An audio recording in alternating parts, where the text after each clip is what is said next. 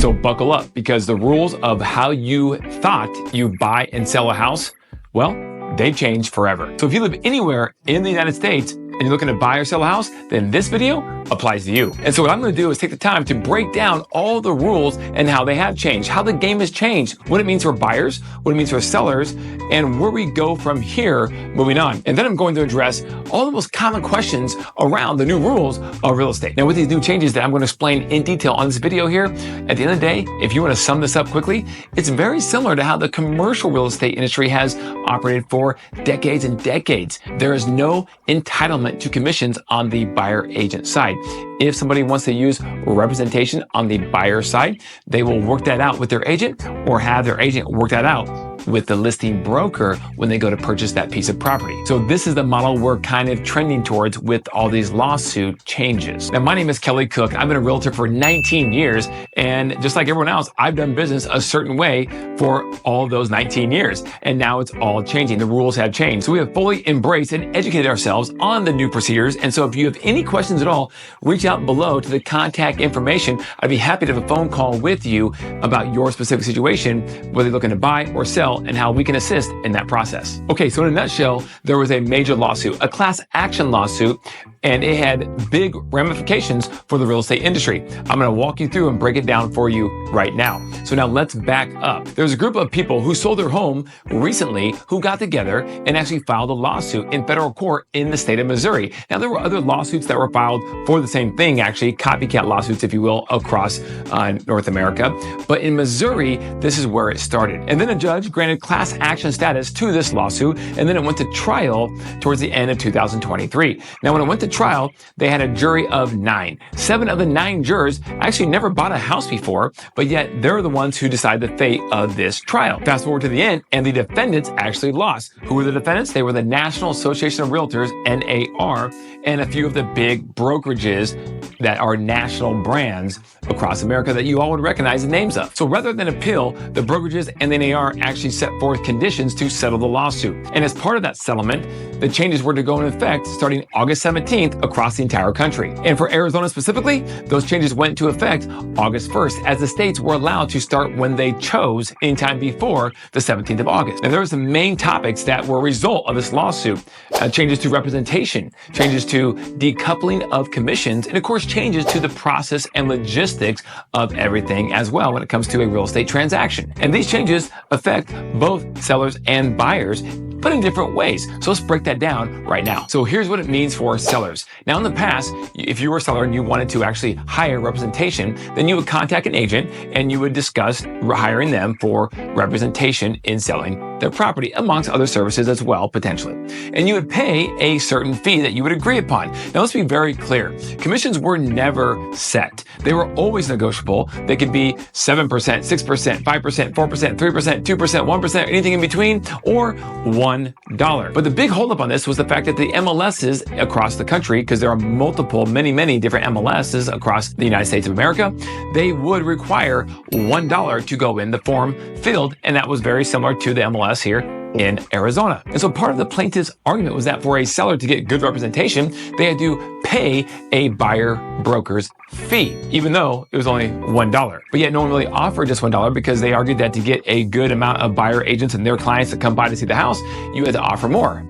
Okay, but that was their argument. So you had to pay a fee to a listing broker. The listing broker would actually then cooperate, that was the word, cooperate with a buyer broker or all the buyer brokers out there to bring their clients to your house to help incentivize them to sell your property. And so the fee technically would flow to the listing broker, and the listing broker would share to the buyer broker, and then the property would close, and away everybody went. But that's part of what has to change now with the decoupling of commissions. So again, back to my example, I love using my arm, a seller would hire a listing broker, and then it would flow across to the buyer broker at closing. Well, now they want this right here cut off, and you no longer can cooperate with a commission to a listing broker over to a buyer broker. However, the seller, you still do have options to pay that buyer broker directly. Let's dive in. Now, as a seller, your options are a little different. First and foremost, there can be no offers of compensation in the multiple listing service, which forever and ever, that's where it's always been listed. And that's where the buyer's agent would know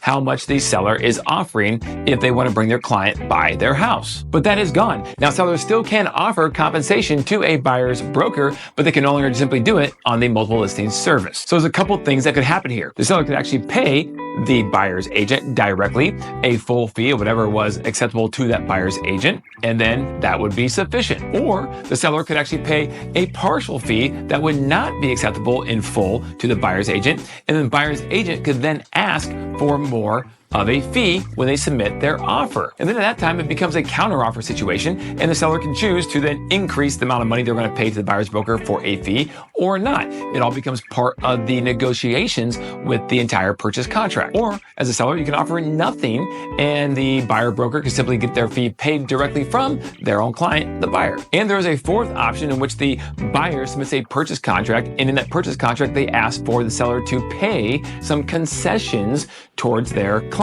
Now, in the contract, it does have to be disclosed that part of those concessions will be used for buyer broker commissions to pay that fee. But if the seller is fine with paying that concession or part of the concession, and part of it is for compensation to the buyer agent, as long as they agree through the negotiations and it's all disclosed, then they agree, and that's another way the buyer broker could be potentially paid. So there's all different ways that a seller could choose to compensate a buyer's agent to incentivize them to bring their client to the property and represent the buyer in the process. Because at the end of the day, all compensation is consideration for representation. And because most buyers do want to be represented, in fact, the majority do, the stat in Arizona was that last year, 97% of all properties that sold were actually sold using 2 different agents with 2 different brokerages. And so that's proof right there that at least in the state of Arizona, that the vast majority of people want to be represented. So as a seller, it may be a smart idea to then do what you can to incentivize the people who want to be represented to come by and purchase your house. But again, it's completely negotiable. You as a seller don't have to do any of these options if you don't want to. You can go over to Home Depot, you can get one of those red and white signs that say for sale by owner, put that in your front yard, and that's how you can choose to sell your house if you so want. The options are completely up to you as a seller. So that's the front end of the process when you're looking to hire an agent. The agent you hire, when they come to your property to speak with you, they should explain all of these options to you so you can make an informed decision in terms of what you want to pay, who you want to hire, and how you want to go about paying it. Now, there's one other thing to talk about, and that is the unrepresented buyer. When a buyer comes to the property and wants to purchase it, they may not have an agent. And in that case, 2 things will happen. Either A, they'll choose to want representation, and they'll choose to want your listing agent to actually represent them as well, causing a dual agency situation. Now, in that situation, you as a seller have to sign off on that. So you have to be okay with it at the end of the day. But maybe the offset of that is that it could be a little cheaper. Or the second thing is that the buyer wants to be unrepresented the entire way through. Now, in that situation, they literally have 0 representation, and hopefully everything works out well. But many times that may not work out so well. And in that situation, the buyer has no one to blame but themselves because they're not represented. But these are the 2 things that could happen when someone comes to the table to potentially buy your house if they don't have an agent. Now let's talk about the buyers and how the rules have changed for them. I think the biggest change for buyers is now, in the past, you could just go in and look at properties and with a realtor, not with a realtor, whatever it may be. But if you're going to see a property with a realtor, they're going to show one to you. You now have to sign a document before going into the house. That's right. So no matter who you choose to work with, you will have to sign a document of some type, of some duration for a certain amount of houses with that agent in order to be able to go see that house. That is going to be the biggest change. Now let's talk about open houses. Open houses, you do not have to have anything signed. So if someone tells you otherwise, they are lying to try to get you to simply sign a document that is unnecessary. Open houses are just that. They are open. The implied agency is with the seller. The agent sitting at open house is working for the seller. Now, if you come to the open house and you strike up a conversation and you wanted to potentially look at other houses with that agent, then you will have to sign a document for seeing those other houses, but not when it comes to going around and looking at open houses. Now, in that document you're going to sign with that buyer's agent, there are plenty of terms that are customizable to be however you want them to be. In fact, there is a section on the document that is blank, so you can write in the terms that you want. It could be for a certain number of houses, a certain address. It could be a certain duration of time. So it doesn't have to be something where you're locked in for 6 months or 12 months. If in fact you're just trying to go see one house with an agent. So if an agent is out there saying that, oh, you have to sign with me and it's 6 months minimum because that's what the changes of the lawsuit say, that is incorrect. But what is correct is that you have to sign a document for at least that one showing with the agent when you go see that property. And I think now more than ever, who you choose to work with on the buyer side matters as well. It's always been important to have a great agent in your corner, no matter if you're buying or selling, but on the buy side now, it's more important than ever to have a good quality agent. Why? Because for a good agent, the fee is going to be worth every dollar you spend, or at least it should be. But if you don't have to pay it, then why bother? Maybe you can't pay it. Maybe you don't want to pay it. All these reasons are valid reasons because it's what you decide to do. So a good agent most of the time will be able to figure out a way to negotiate the fee, their professional fee, paid for by the seller somehow, some way into the offer so that you are not writing a check at closing to cover that fee. And here's one more tidbit on the buyer side that you need to be aware of, that if you sign an agreement to work with an agent for a certain dollar amount of fee, and then you proceed to make an offer, if what the seller is offering is more than what you've agreed in writing to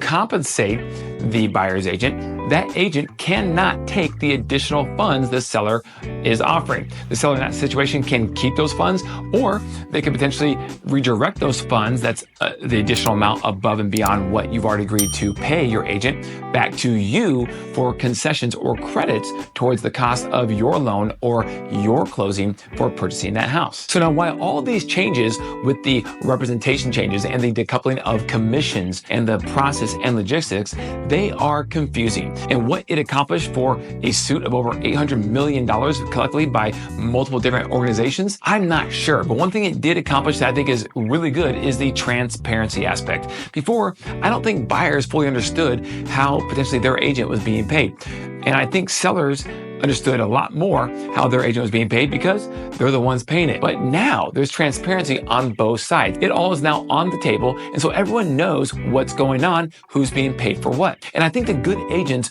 will thrive and they'll shine in this new environment. And I think all the agents that were in it for maybe all the wrong reasons, maybe they were in it for a hobby, or maybe they just weren't that ethical and they're just trying to make a quick buck, those will fall by the wayside. And we're already seeing some of that attrition already with the changes that were implemented August 1st in the state of Arizona. So overall, this could be a very good thing for the industry, good for the clients and good for the agents alike. It really makes the people who are in the industry trying to serve their clients at the highest level shine. At least they will. They are educated and fully informed to be able to advise their clients the right way. And that's what me and my team are doing here at Cook & Associates Real Estate Advisors.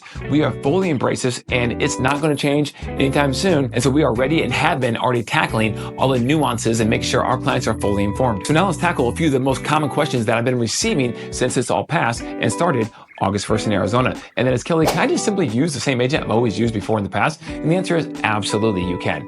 It just might change in terms of the way they are compensated or how they are compensated. So just be aware of those options, whether you're on the buy side or the seller side. And the second one is, do I have to sign a buyer representation agreement? The answer is yes, you do. Again, it can be customizable per houses, per days. It's up to you. So don't let anyone tell you otherwise in terms of trying to lock you into a long-term agreement if you're not ready for that. Because maybe you want to date before you get married, and that's okay. So just be aware, but you do have to sign some sort of agreement to go look at properties with a private tour with an agent. The third one is, are commissions set? And the answer is absolutely not. They never have been. They are fully negotiable. Now, there might be norms or traditional numbers that people have used in the past, but that doesn't mean they have to be like that moving forward. It could be less or maybe even more if you get really outstanding service and the agent's providing you a ton of value, but they are fully negotiable. The fourth one is, as a seller, I heard I don't have to pay commissions anymore.